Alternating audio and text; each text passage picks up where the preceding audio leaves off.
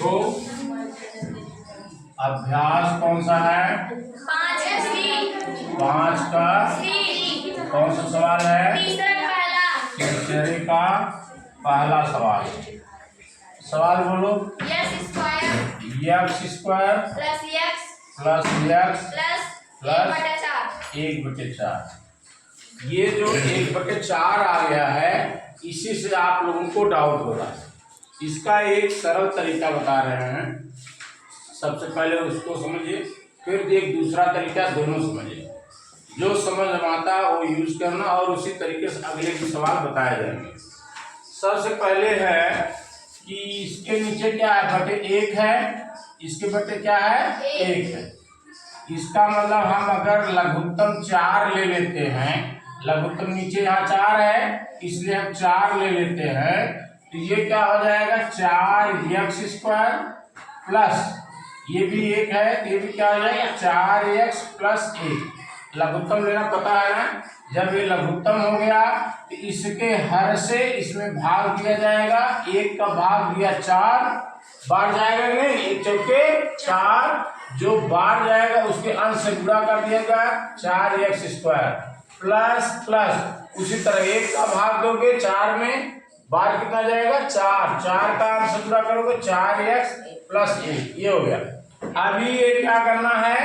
इसको टोटल में बाहर निकाल लेना है। 1/4 बाहर, बड़ा ब्रैकेट करना है। क्या करना है? बड़ा ब्रैकेट।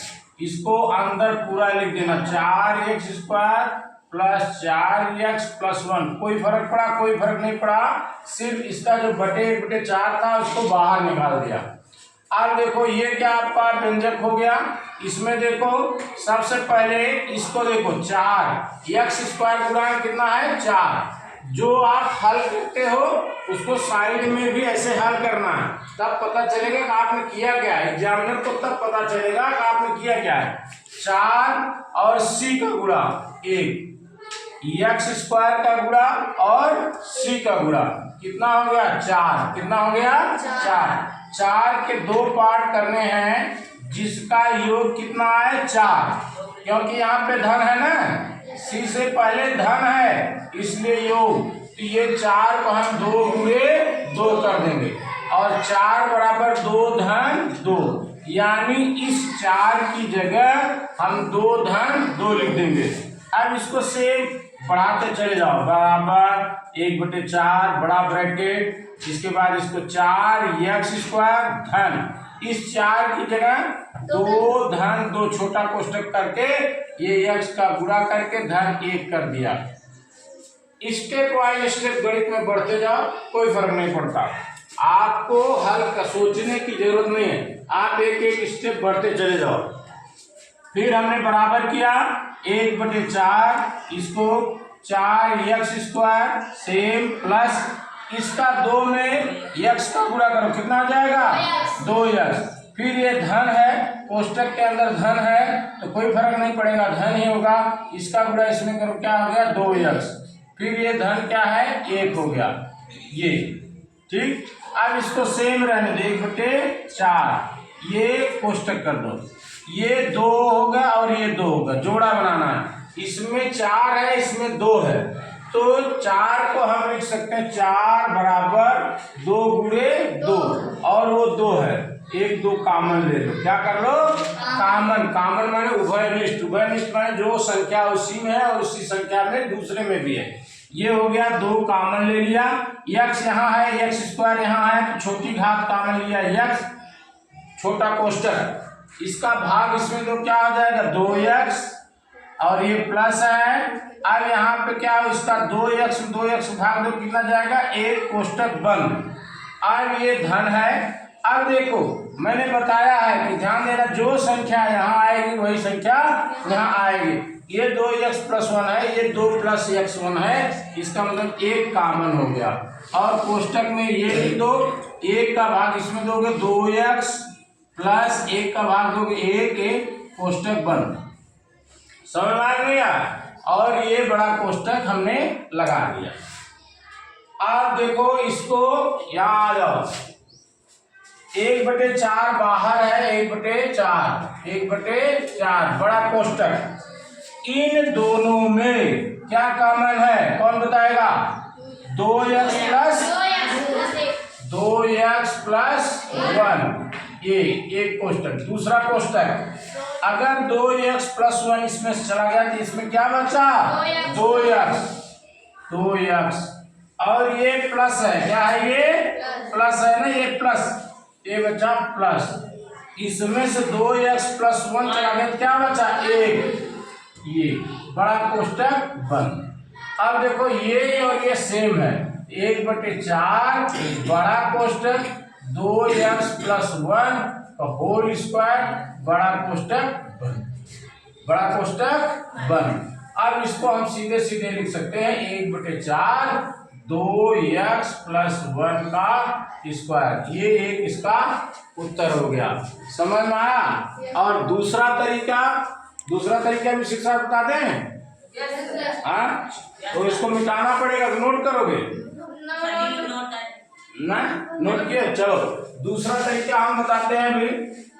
इसका जो आपको सरल लगे उसी तरीके से करना, तो अगले भी सवाल उसी तरीके से बताए जाएंगे। जैसे क्या सवाल था? x² plus x plus 1/4। x² का गुणांक कितना है?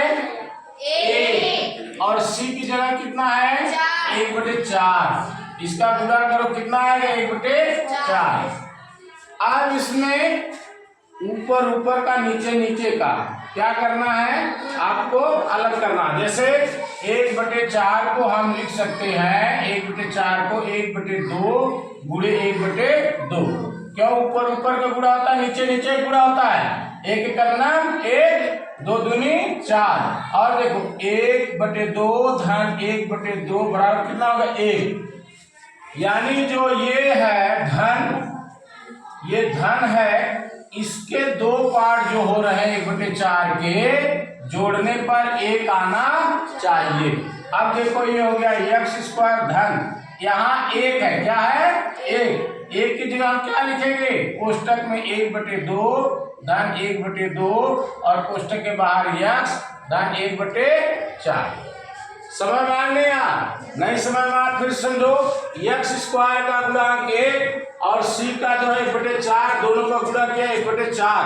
1/4 को दो पार्ट में ऐसे तोड़ो, जिसका यहाँ पे धन है इसलिए योग, ये यहाँ पे कितना है? 1, जिसका योग 1 आए।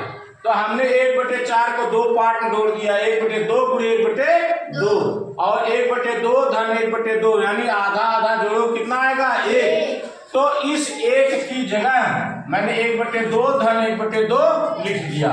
आगे देखो x² धन, इसका गुणा इसमें करो 1/2x। अब ध्यान दो, कोष्टक के अंदर धन है और कोष्टक के बाहर भी धन है, इसलिए धन ही रहेगा। इसका भी गुणा करोगे 1/2, x हो जाएगा धन 1/4। 2 ये हो गया, 2 ये हो गया, हो गया नहीं? इन दोनों में क्या कॉमन है? x। क्या कॉमन है? x। तो यहाँ पे क्या बचा? x। यहाँ क्या बचा? x धन। यहाँ क्या बचा? 1/2 धन। यहाँ पर कॉमन क्या होगा? 1/2 है और 1/4 की जगह 1/2 गुणे 1/2 है, यानी 1/2 ये कॉमन हो गया। क्या हो गया? 1/2 कॉमन हो गया।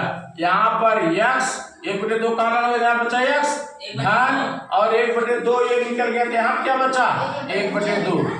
जो संख्या यहाँ है वही संख्या यहाँ पे है, तो क्या हो गया? x धन 1/2 एक कोष्टक हो गया। दूसरे कोष्टक में ये जब कॉमन हो गया, यहाँ क्या बचा? x। और फिर यहाँ पर जब ये कॉमन हो गया तो बचा क्या? 1/2। अब इसको हम लिख सकते हैं x धन 1/2 का स्क्वायर। समझ में आ गया? ठीक ना?